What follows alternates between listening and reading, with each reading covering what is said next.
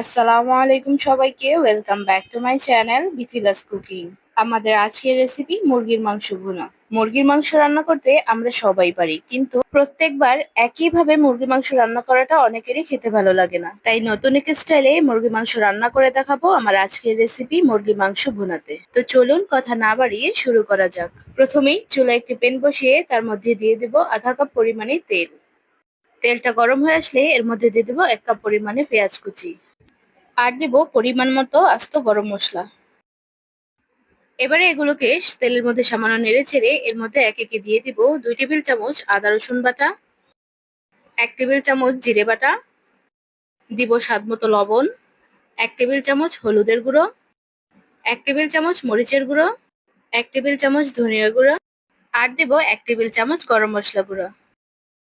এবারে সবকিছুকে তেলের মধ্যে সামান্য নেড়ে চেড়ে এর মধ্যে অ্যাড করব 1 কাপ পরিমাণে পানি।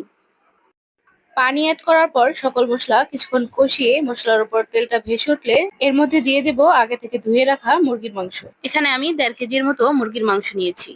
এবারে মাংসটাকে সবকিছুর সাথে ভালো করে নেড়ে চেড়ে মিশিয়ে নিব।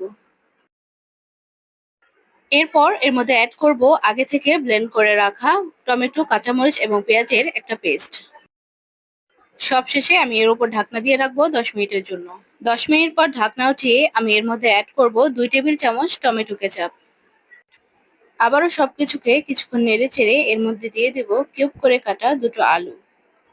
এরপর আলুর সাথে মাংসটা 5 মিনিটের মতো নেড়ে চেড়ে মিশিয়ে এর মধ্যে দিয়ে দেব পরিমাণ মতো পানি। এবার এর মধ্যে দিয়ে দেব 2-3টা আস্ত কাঁচামরিচ। এই পর্যায়ে চুলার হিট বাড়িয়ে আমি হাই করে দিব। মাংসটা ফুটতে শুরু করলে এবারে আমি চুলার হিট মিডিয়াম লোতে রেখে এর ওপর ঢাকনা দিয়ে দিব।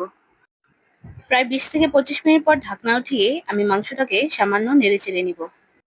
মাংসটা হয়ে আসার 5 মিনিট আগে আমি এর উপর দিয়ে দেব 2 টেবিল চামচ ভাজা জিরে গুঁড়া। এই পর্যায়ে আমি চুলার আঁচটা আবারও হাই করে দিব। এবারে মাংসটাকে সামান্য নেড়ে চেড়ে ঝোলটা হালকা শুকিয়ে এলেই উঠিয়ে নিব। ব্যাস, এভাবেই ঘরোয়া উপকরণে খুব সহজেই তৈরি হয়ে গেল আমাদের আজকের রেসিপি মুরগির মাংস ভুনা, যেটা রান্না করতে খুবই সহজ এবং খেতেও মজার। আশা করি আজকের রেসিপিটি আপনাদের ভালো লেগেছে। ভিডিওটি ভালো লাগলে অবশ্যই চ্যানেলটিকে সাবস্ক্রাইব করে পাশে থাকার অনুরোধ রইল। আল্লাহ হাফেজ।